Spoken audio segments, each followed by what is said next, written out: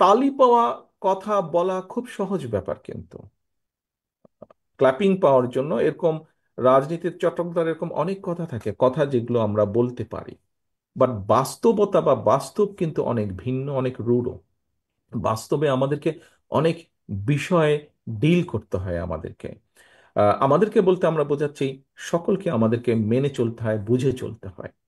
সেজন্যই আমি বলছি যে আজকে যেই কথাগুলো আমি বলার চেষ্টা করেছি আপনাদের সামনে, বলতে চাইছি আপনাদের সামনে, সেটি হচ্ছে যে আমরা যত দ্রুত দেশে একটি স্থিতি অবস্থা, মানে এইটি আগে করব না ওটি আগে করব, ওটি আগে করব না এটি আগে করব, এই তর্ক বিতর্ক যদি চলতে থাকে, আহ, তাহলে সামগ্রিকভাবে জাতি কিন্তু ক্ষতিগ্রস্ত হবে আরো বেশি। দেশ তো ক্ষতিগ্রস্ত হবেই, এবং বিভিন্ন সমস্যা দেখা দিবে। সেজন্যই আমরা মনে করি, বিএনপির অবস্থান থেকে আমরা মনে করি, আহ, রাজনৈতিক দল হিসেবে আমরা মনে করি, একজন রাজনৈতিক কর্মী হিসেবে আমি মনে করি, দেশে যত দ্রুত সম্ভব একটি স্থিতি অবস্থা আনা সম্ভব, তত দ্রুত দেশকে ধ্বংসের কিনারা থেকে ধীরে ধীরে বের করে নিয়ে আসা সম্ভব, সরিয়ে নিয়ে আসা সম্ভব।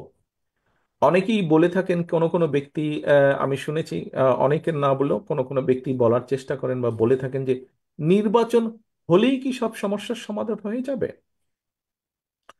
নির্বাচন হলেই যে সব সমস্যার সমাধান হয়ে যাবে, সে কথাটি এইভাবে না বলে আমরা চিন্তা করতে পারি, নির্বাচন হলে যেহেতু একটি স্থিতি অবস্থা আসবে এবং ধীরে ধীরে রিফর্ম কাজগুলো শুরু হবে, সমস্যাগুলোর আহ, প্রকটতা, তীব্রতা ধীরে ধীরে কমা শুরু করবে, এবং নির্বাচন হলে সমস্যাগুলোর সমাধান কিভাবে করা যায়, এটি দায়িত্বপ্রাপ্ত হবেন বিভিন্ন মানুষ।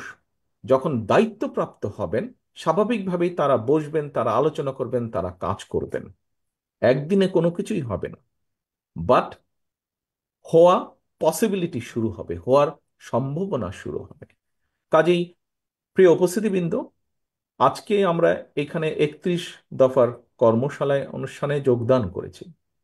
এই 31 দফার লক্ষ্য উদ্দেশ্যই ছিল দেশ এবং দেশের মানুষ, কিভাবে দেশের মানুষের অবস্থার উন্নতি ঘটানো যায়, কিভাবে দেশের উন্নতি ঘটানো যায়।